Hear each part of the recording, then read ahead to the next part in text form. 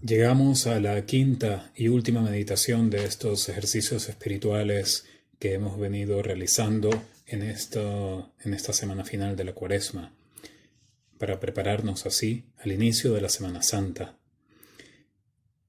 Damos gracias a Dios porque nos ha permitido llegar hasta aquí, recorriendo las lecturas de los 5 domingos de la Cuaresma, los evangelios de estos 5 domingos, que son el itinerario litúrgico, el itinerario escriturístico, al cual nos ha invitado la Iglesia a incorporarnos, al cual nos ha invitado a contemplar.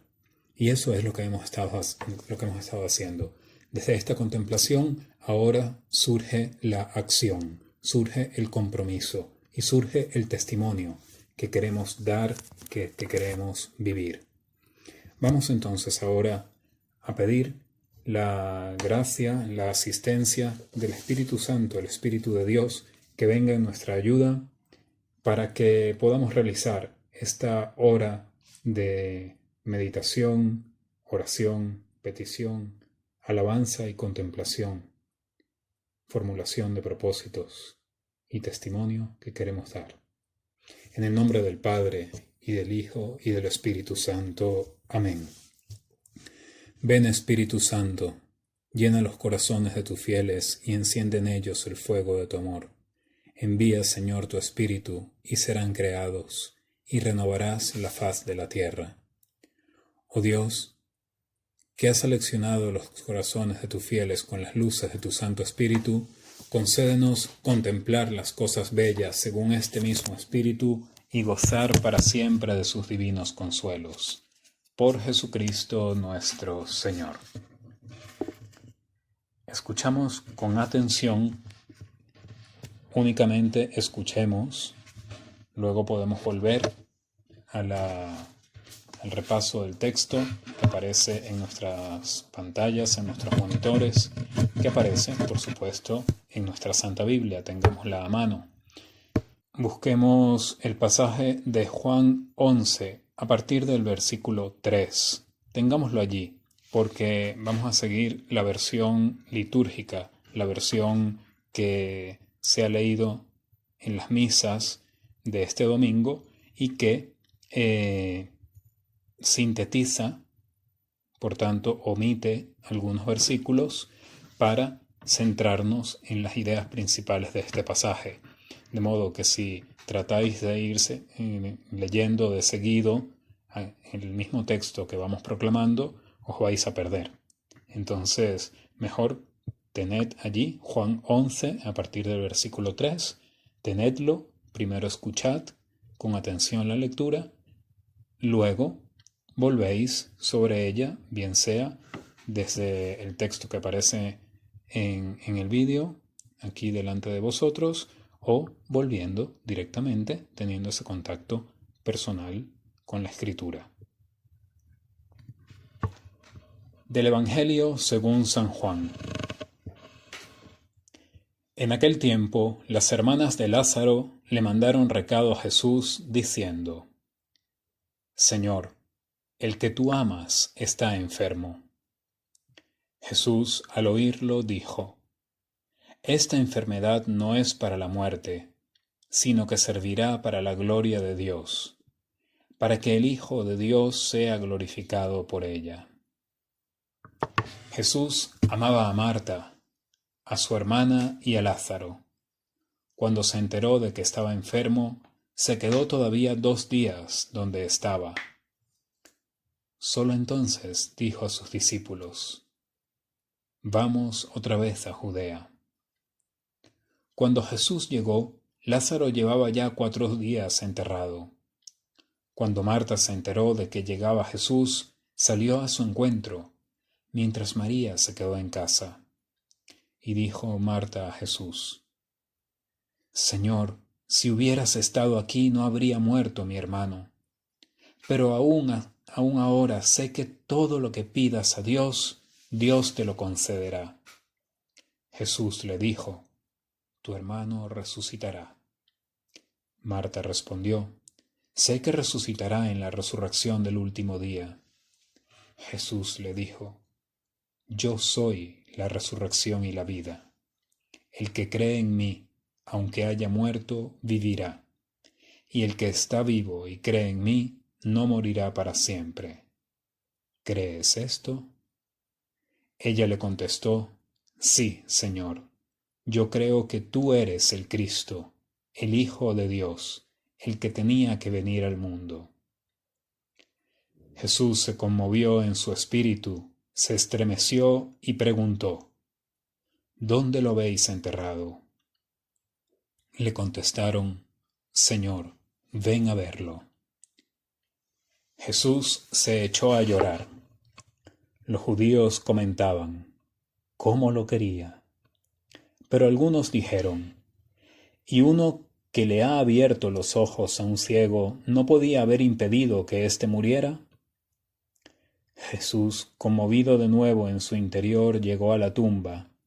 Era una cavidad cubierta con una losa. Dijo Jesús, quitad la losa. Marta, la hermana del muerto, le dijo, Señor, ya huele mal, porque lleva 4 días. Jesús le replicó, ¿no te he dicho que si crees verás la gloria de Dios? Entonces quitaron la losa. Jesús, levantando los ojos a lo alto, dijo, Padre, te doy gracias porque me has escuchado. Yo sé que tú me escuchas siempre, pero lo digo por la gente que me rodea, para que crean que tú me has enviado. Y dicho esto, gritó con voz potente, Lázaro, sal afuera. El muerto salió, los pies y las manos atados con vendas, y la cara envuelta en un sudario. Jesús les dijo, desatadlo y dejadlo andar. Y muchos judíos que habían venido a casa de María, al ver lo que había hecho Jesús, creyeron en él. Palabra del Señor. Pausemos entonces el vídeo, quedémonos en silencio unos minutos, el tiempo que no sea necesario. Volvamos a la lectura del texto en nuestras Biblias, dejando resonar en nosotros a través de esa lectura sosegada, quizás en voz baja, o si te sirve proclamándola también a lo alto en fuerte voz. Deja que resuene, que cale en ti la palabra del Señor. El mensaje de esta lectura, el mensaje que la Iglesia quiere transmitirnos al proponernos este texto en el último domingo de la Cuaresma, bien puede sintetizarse en 2 palabras que son a la vez el versículo más sintético de todos los evangelios, el versículo más breve de todo el evangelio. Lacrimatus Iesus. Jesús lloró. Jesús llora. Porque aquí, en el episodio de la resurrección de Lázaro, nos encontramos con la revelación definitiva acerca de la humanidad de Jesús y por tanto de la divinidad que se nos revela en esa humanidad suya, en esa humanidad que ha asumido. Todo sintetizado aquí, en el versículo más breve de los Evangelios, el versículo 35 del capítulo 11 de Juan. Lacrimatus Iesus. Jesús lloró. Jesús es Dios que se solidariza con el hombre y le ama tanto de tal manera que se hace hombre en todas sus dimensiones, en su carnalidad, en su corazón de hombre, en sus afectos, en sus acciones y sobre todo en su alabanza y en su confianza al Padre Dios. Dios se solidariza de tal manera con el hombre que viene a amarle con un corazón humano, el corazón humano perfecto, que es el corazón de Jesús, el corazón de Cristo, ese corazón de Dios que sufre como hombre. Hay otros pasajes del Nuevo Testamento que nos hablan acerca de las lágrimas de Cristo, acerca del llanto de Cristo. Hay otros pasajes que nos dicen que Él ha llorado. Por ejemplo, en Lucas 19:41 se nos dice que Cristo, cuando estaba ya por entrar a Jerusalén, donde sabía que iba a dar la vida, Él la ve desde el monte, que se llama justamente el Dominus Flevit, el Señor lloró, la ve la ciudad y llora por ella. Llora y se lamenta por ella. Jerusalén, Jerusalén, cuántas veces he querido reunir a tus hijos, como la gallina bajo sus alas reúne a sus polluelos, y tú te has negado. El Señor llora. El Señor se lamenta por la autodestrucción, la actitud autodestructiva que vive su propio pueblo, el pueblo al que Él ama, al que Él ha sido enviado, porque sabe que Jerusalén, por no haber reconocido lo que le conduce a la paz, que es el reconocimiento de Cristo como su Dios, se está ganando que vendrán sobre ella días en que sus enemigos la rodearán de trinchera, la sitiarán, apretarán el cerco de todos lados, la arrastrarán con sus hijos dentro y no dejarán piedra sobre piedra, porque no reconoció el tiempo de la visita del Señor. Cristo entonces llora por la ciudad allí, en Lucas 19:41 al 44. Cristo también llora en el huerto de los olivos, llora y suda sangre, su propia piel llora, no solo llora con sus ojos, llora con toda su carne.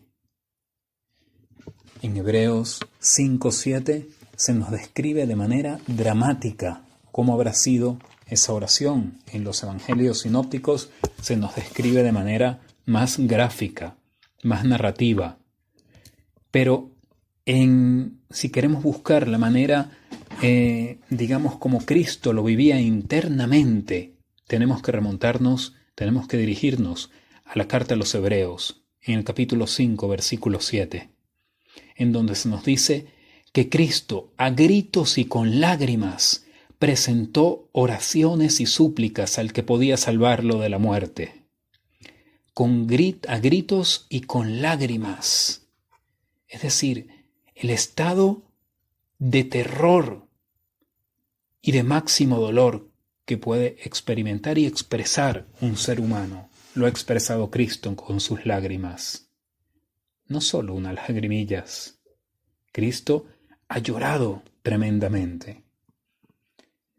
Pero así como los evangelios nos hablan acerca de que Cristo llora por la dureza de corazón de su pueblo, llora ante su propia muerte, ahora aquí en este episodio que estamos leyendo y meditando de Juan 11, se nos presenta a Cristo que llora por un hermano querido, por uno al que nos dice el mismo evangelista, al cual Jesús ama de una manera especial, a Lázaro que era su amigo.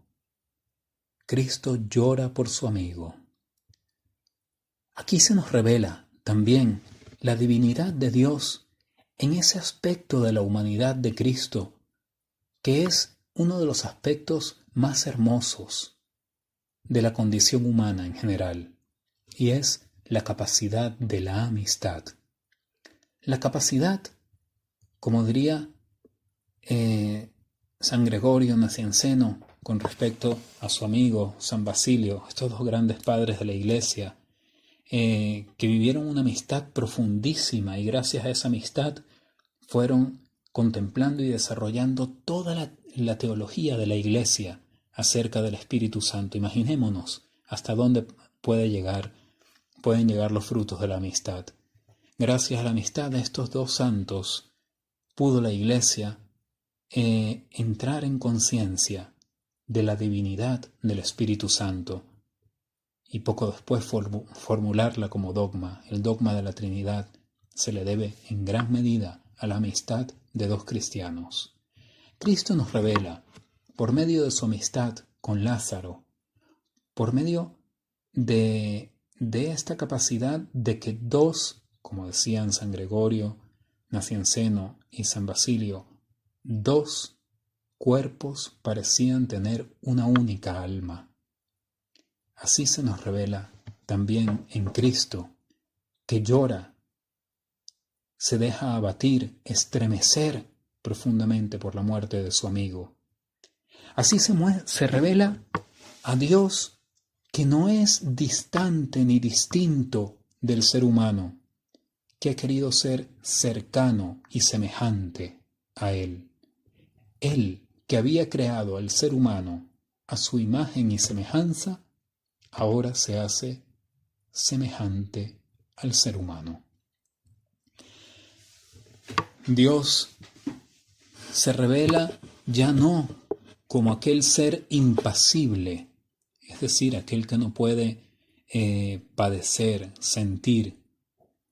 No es el impasible, es el compasivo, el que comparte el pathos, el dolor del ser humano, hasta su dolor máximo, que es la muerte. Cristo nos revela aquí que Dios no es aquel motor inmóvil de Aristóteles, aquel que ha puesto en marcha todo lo que existe y se ha desentendido de su creación, que ya no tiene nada que ver y que la mira desde lejos, quizá, con mando a distancia, como quien mira la televisión, sin intervenir en ella.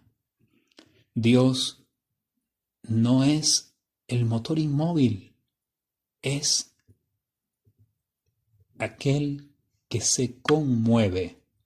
Dios que no cambia en sí mismo, Dios que no se muda, Dios no se muda, es aquel que se conmueve, que por amor al hombre se pone en movimiento, interviene en su historia, entra dentro de ella y deja que los movimientos de su historia le afecten. Así muestra Dios su amistad con el ser humano. La sabiduría de Dios es un espíritu amigo del hombre, dice el libro de la Sabiduría 1:7.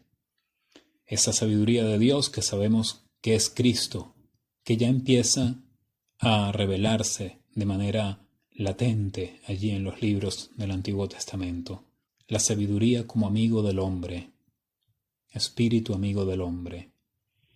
Pero que después de la encarnación de Cristo, después de que Él toma carne en el seno inmaculado de María, deja de ser únicamente un espíritu amigo del hombre y se hace hombre amigo del hombre. Más bien, el hombre que enseña al hombre, al ser humano, cómo ser verdaderamente amigo y amigo de Dios.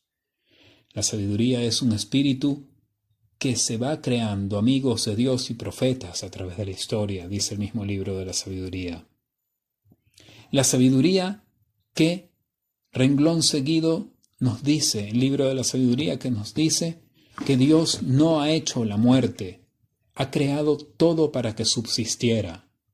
Por tanto, su amistad con el ser humano se va a mostrar definitivamente en el mayor acto de amor que puede tener sobre él, y es sacarlo de la muerte. Se nos revela en este texto, en este pasaje, el amor paterno de Dios. Dios puede ser nuestro amigo porque es nuestro Padre, pero amor paterno que no significa paternalismo, que no significa mimar tanto al Hijo que no le permita recorrer su propio camino. Dios, Cristo, no se apresura a salvar a su amigo Lázaro de la muerte, sino que toma el tiempo para descender con él hasta el abismo de la fatalidad humana. Dios no es paternalista, no es el padre que va llevando de la mano a su niño desde el momento en que quiere dar sus primeros pasos hasta la edad de la jubilación, porque no le permitiría crecer. Dios es el padre que va guiando, flanqueando, protegiendo a su hijo para que dé sus pasos, acompañándolo en sus tropiezos, levantándole de sus caídas. No es el que está allí llevándolo entre algodones, sino el que le está acompañando como buen pastor, también a través de cañadas oscuras, también inclusive allí dentro de esas cañadas oscuras donde él, en su libertad, en el uso de su libertad herida, se puede meter de manera errónea y pecadora. Dios entra hasta allí. Cristo no, como decimos, no se apresura a salvar de antemano a su amigo Lázaro, sino que desciende con Lázaro, por Lázaro, desciende por él y por todos los que ama hasta el abismo más profundo de la condición humana. Entra con nosotros hasta la muerte. Él es el buen pastor que por salvar a su oveja perdida se adentra hasta el barranco, hasta la fosa más profunda que pueda haber caído ésta, para sacarnos de allí.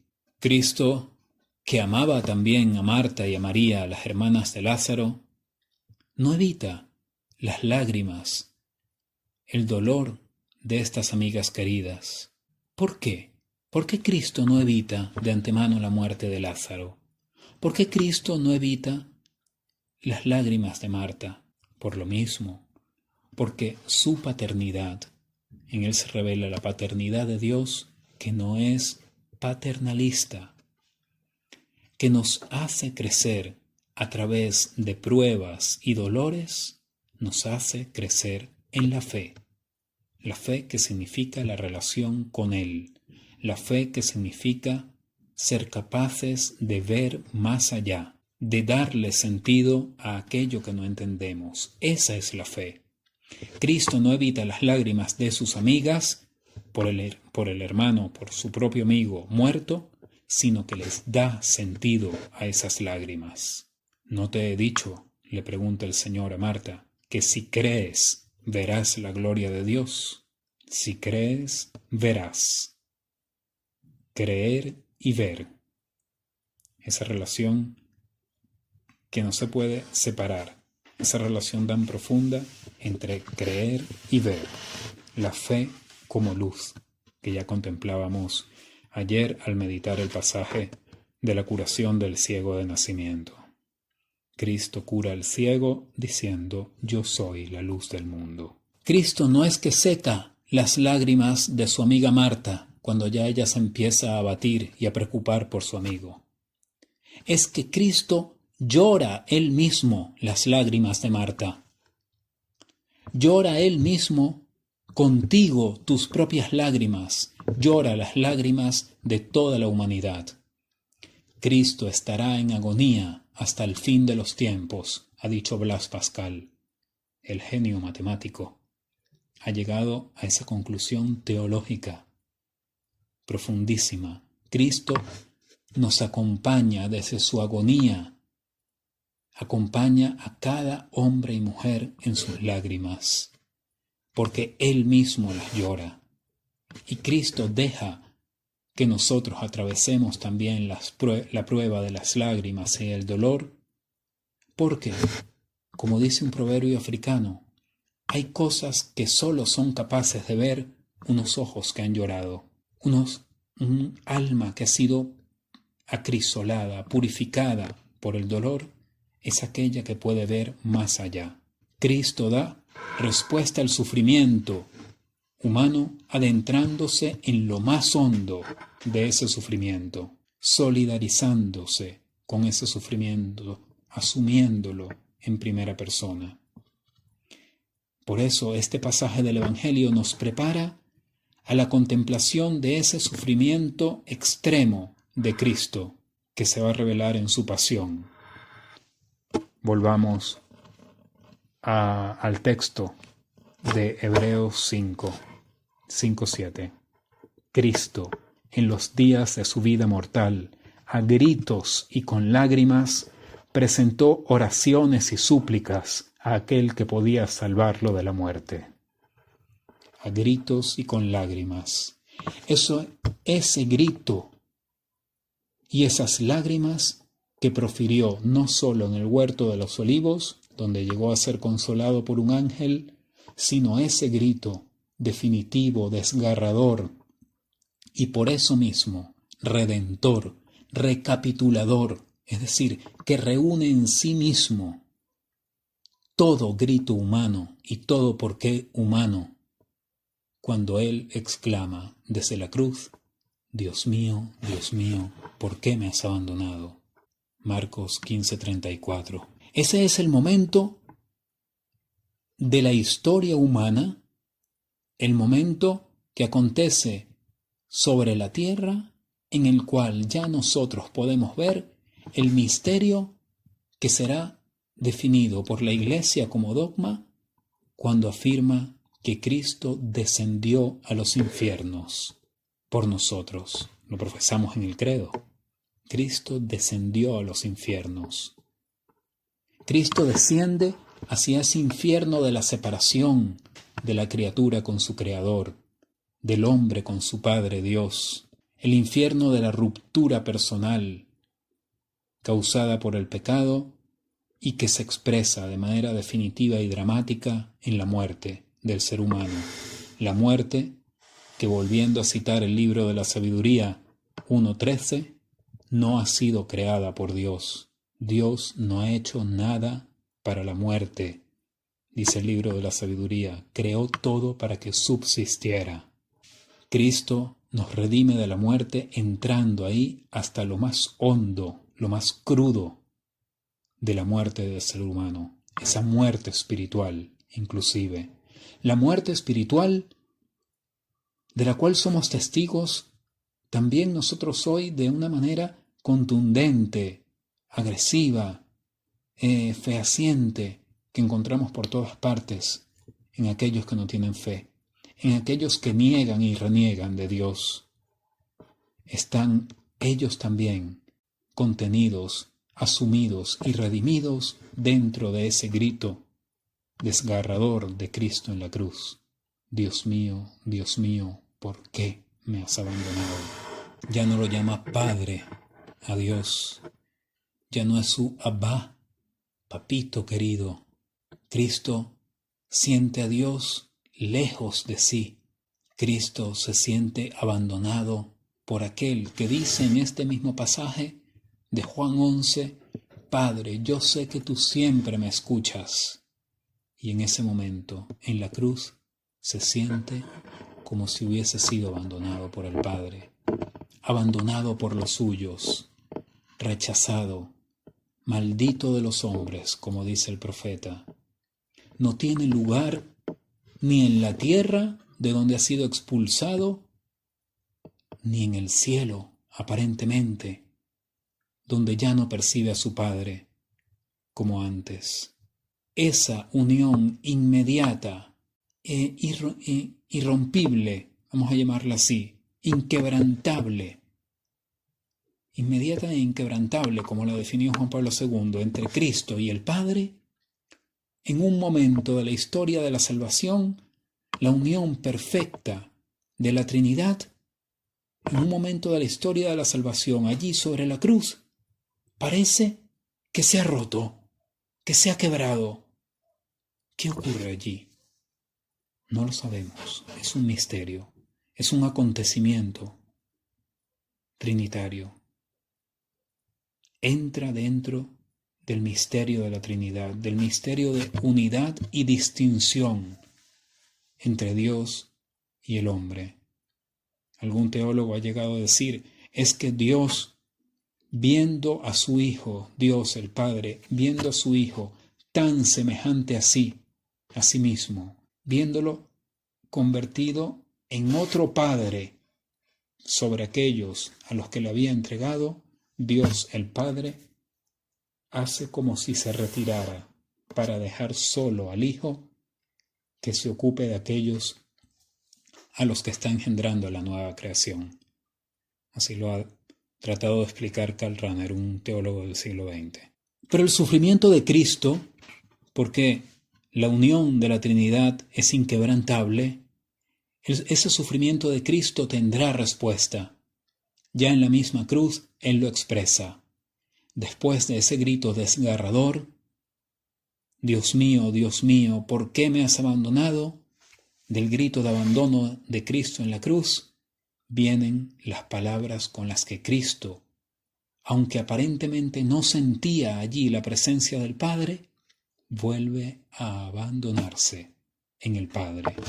Cristo, que se siente abandonado por el Padre, vuelve a abandonarse en Él. Padre, en tus manos encomiendo mi espíritu. El sufrimiento de Cristo obtendrá respuesta. Nos dice la carta a los Filipenses, capítulo 2, en la cual San Pablo recoge un himno antiquísimo de las primeras comunidades cristianas. El himno es el siguiente: Cristo, siendo de condición divina, no retuvo ávidamente el ser igual a Dios. Al contrario, se despojó de sí mismo, tomando la condición de esclavo, y hecho semejante a los hombres, ha sido reconocido como hombre por su presencia. Se humilló a sí mismo, hecho obediente hasta la muerte, y una muerte de cruz. Por eso, aquí viene la respuesta del Padre, por eso Dios lo exaltó sobre todo y le concedió el nombre sobre todo nombre, de modo que al nombre de Jesús toda rodilla se doble en el cielo, en la tierra, en el abismo, y toda lengua proclame: Jesucristo es Señor, para gloria de Dios Padre. Al misterio del despojamiento total de Cristo, del vaciamiento total de su propia divinidad, que teológicamente, técnicamente eso se le conoce como la kenosis de Cristo, el Padre responde levantándole de entre los muertos y expresando de una vez y para siempre, también en la historia, la unión inquebrantable que tiene con Cristo, que técnicamente se le conoce como la enosis, la unión, el misterio de la unión perfecta.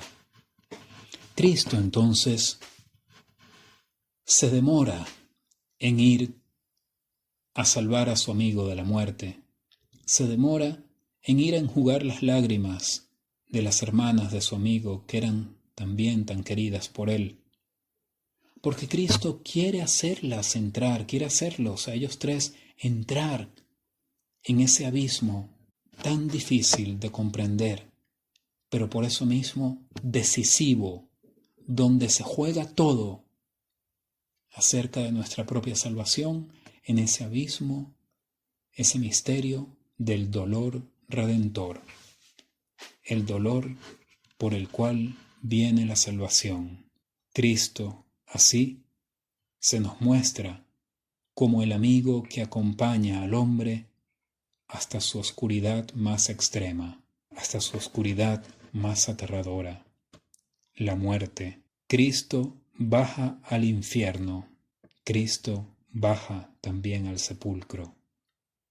Curioso que en este pasaje del Evangelio, Cristo se acerca hasta el sepulcro de Lázaro y manda a retirar la piedra. Sin embargo, Cristo no entra al sepulcro para sacar a Lázaro de la mano, que ha podido hacerlo. Tanto le quería. Es su amigo, le está levantando, le está resucitando. No. Cristo deja que sea Lázaro quien salga del sepulcro, porque para Cristo todavía no ha llegado el momento de entrar al sepulcro definitivo. Sí entrará. Sí entrará Cristo a un sepulcro, pero ya no el sepulcro del amigo, por mucho que le ame, entrará a su propio sepulcro, en el cual estamos sepultados todos. Hemos de ser sepultados todos. Todo cristiano, de hecho, en el momento del bautismo lo creemos y lo profesamos, lo celebramos en el rito. Por fe, decimos que en el momento de la aspersión del agua bautismal sobre nosotros, somos sepultados con Cristo en su muerte, para resucitar con Él.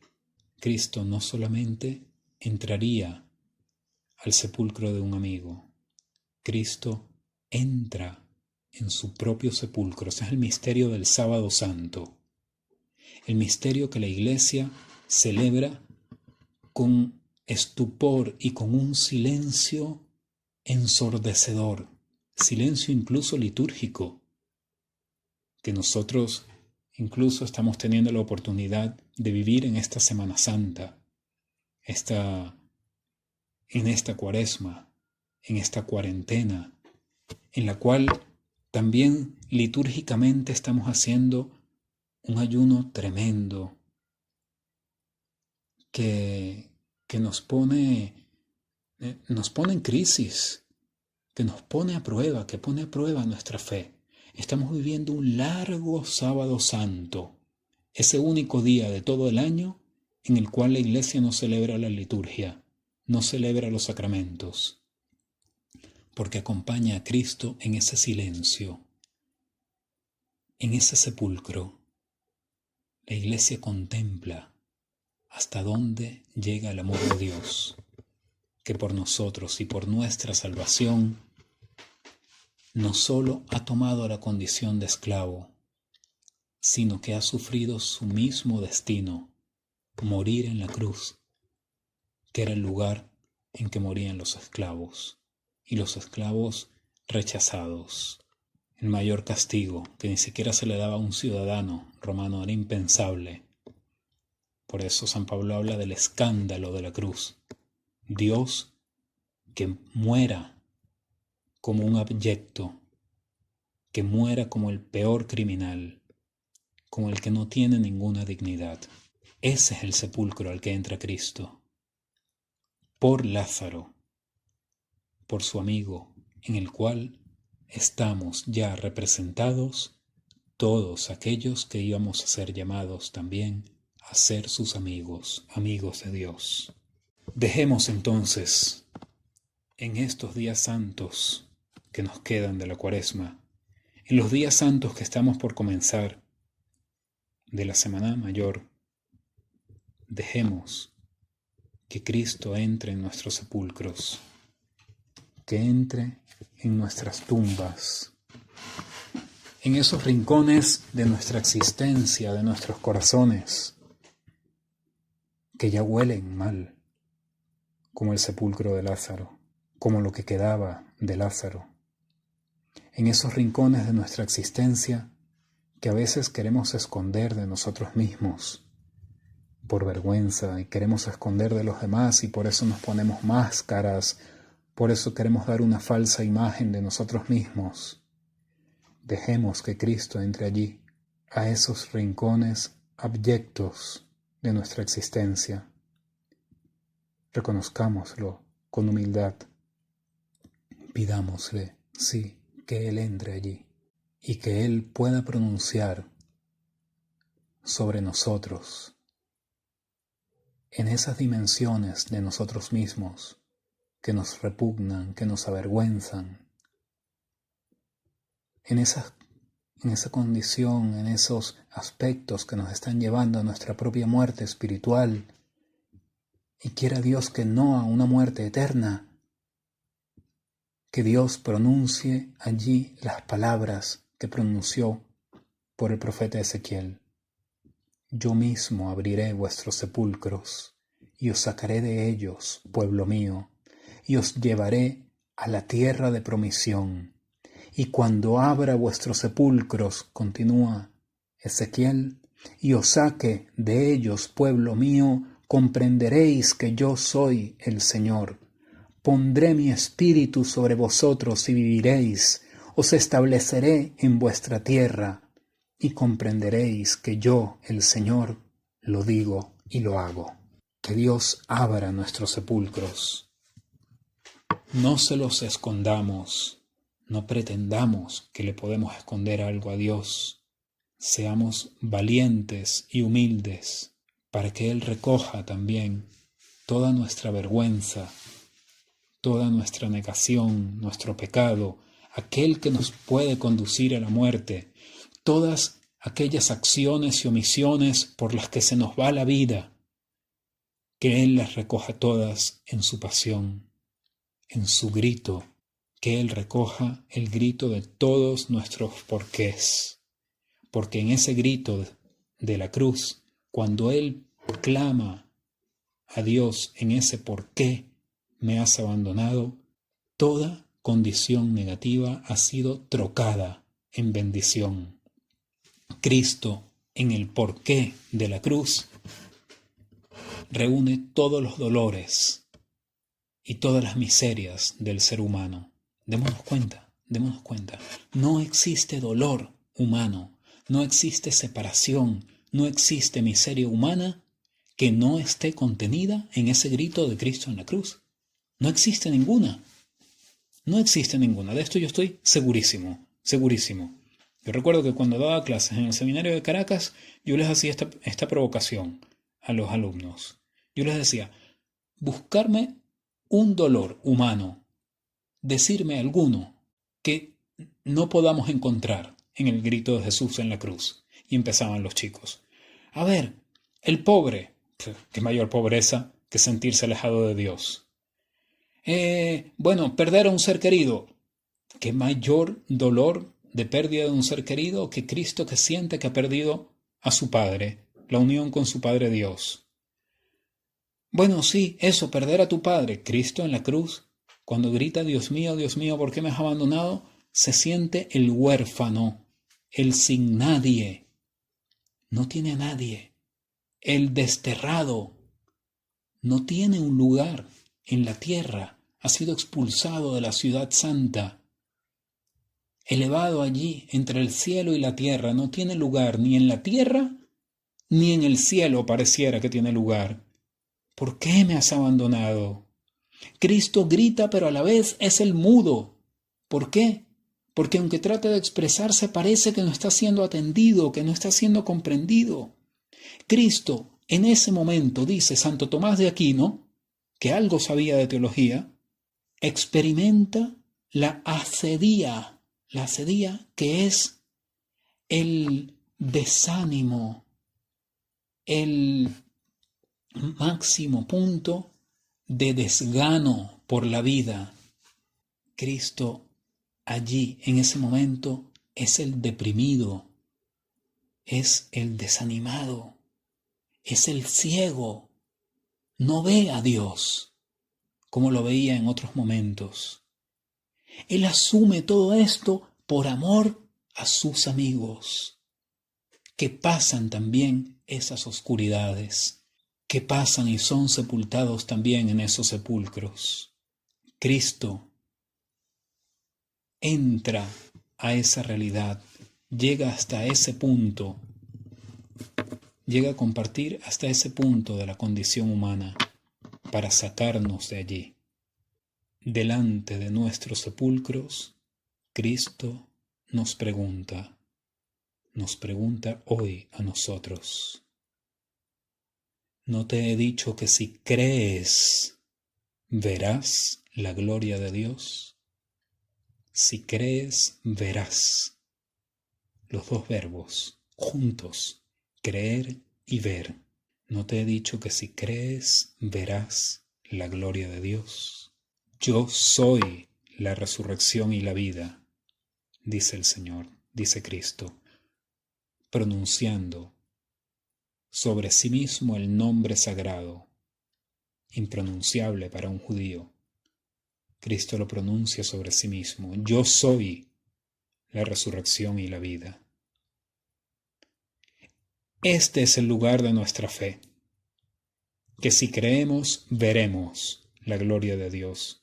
Si creemos que Cristo en su cruz, en su sepulcro, ha asumido toda la condición de la muerte, la destrucción, la oscuridad, la negatividad del ser humano para trocarla en vida. Si creemos que ese sepulcro de Cristo queda abierto y vacío, porque Él es sacado de allí y resucitado por la fuerza del Padre, que es el Espíritu Santo. Ahí está nuestra fe, nuestra esperanza ya realizada. Ellas nos mueven a la caridad, a un amor encendido, firme hacia Dios y por tanto que se extiende como fuego que consume todo lo que ha de caer sobre esta tierra, se extiende en caridad hacia los demás. Todo lo que hemos recibido de Dios, toda esa caridad, todo ese amor, se convierte en el fuego que nos impulsa y nos enciende a nosotros en una caridad también capaz de hacernos donar, hacernos ofrecer a los demás. Esa es la cruz de Cristo. Ese es el sepulcro que contemplamos, en donde Él ha sido depositado, su carne bendita. Ese es el sepulcro que ha quedado abierto. Este es el misterio de la Pascua, todo contenido aquí. El misterio de la Pascua que celebramos en cada Eucaristía.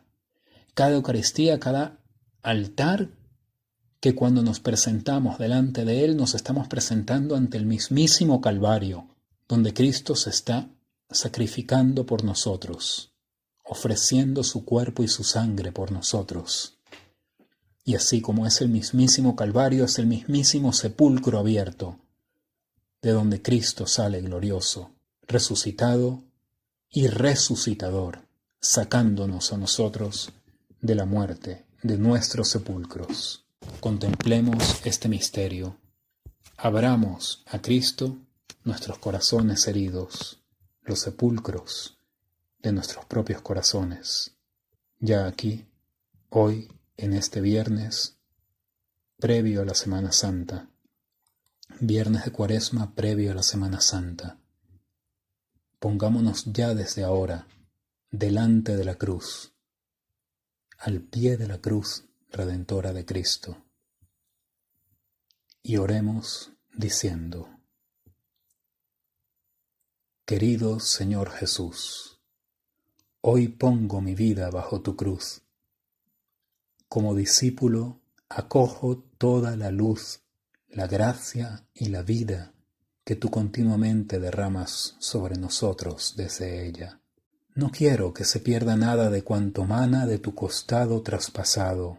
Deseo unir toda mi voluntad a la tuya, tener tu misma mente, los mismos sentimientos de tu corazón abierto para darlo todo. Estoy a tus pies junto a María, tu madre, a quien me entregas, para que sea también la mía. Acepto tu soberanía desde la cruz con humildad y gratitud, aunque me cueste entender tantas cosas. Tú sabes más que mi pequeño entendimiento. Consagro a ti mis anhelos, razonamientos y afectos, dolores y consolaciones. Es decir, entrego mi corazón herido a tu corazón que se ha dejado herir por mí. Pongo bajo tu cruz la vida de los que me has dado, los que me han amado primero y he podido corresponder a su amor, los que me aman hoy y también quiero corresponder, todos aquellos que tú me das como reflejo de tu amor, porque todo, Señor, es gracia y regalo tuyo. Todos y todo me ofrecen algo de ti. También la adversidad, la precariedad, las pérdidas de esta vida. A través de ellas me haces volver a ti como mi roca salvadora, la peña donde me refugio. Por eso también, al pie de tu cruz, perdono a aquellos que me han dañado y pido tu perdón para ellos. También te pido que me perdones por los males que he causado a otros, a esos que tú bien conoces. Que tu amor cubra todas mis faltas. Señor, pongo bajo tu cruz a quienes pueden decidir sobre mí y sobre mis seres queridos, mis superiores y todos los que están sobre mí, quienes pueden decidir sobre nuestra salud, nuestros bienes y nuestros propios planes. Te pido para ellos la sabiduría, el discernimiento y la paz. Sé tú mismo quien nos dirija a través de ellos y danos la confianza para aceptar cuanto dispongan. Ahora hagamos un momento de silencio para pensar y presentarle a Dios todos aquellos por los cuales queremos pedir.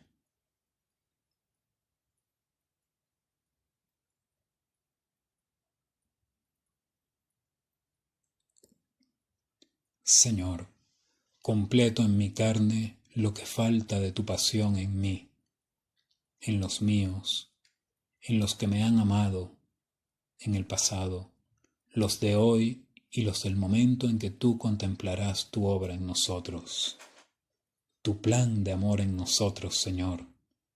Que no lo pierda de vista, que no vuelva mi corazón hacia lo falso. Dios mío, mi escudo y mi montaña, sé tú mi verdad. Oh Jesús, que no te olvide, que no me aparte del fuego de tu caridad y perdón que nos llama desde tu cruz. Enciéndeme, llámame sin que te desatienda, pronuncia mi nombre límpidamente, como en el día de mi bautismo, sin la disonancia de mis pecados y descuidos. Me rindo ante ti, Señor, traspasado de amor por mí en la cruz. Esto es lo que me llena, lo que me da la paz y la fuerza para salir hoy a encontrarte, para seguirte en tu camino de entrega total. Amén. Sea gloria al Padre, y al Hijo, y al Espíritu Santo, como era en el principio, ahora y siempre, por los siglos de los siglos. Amén.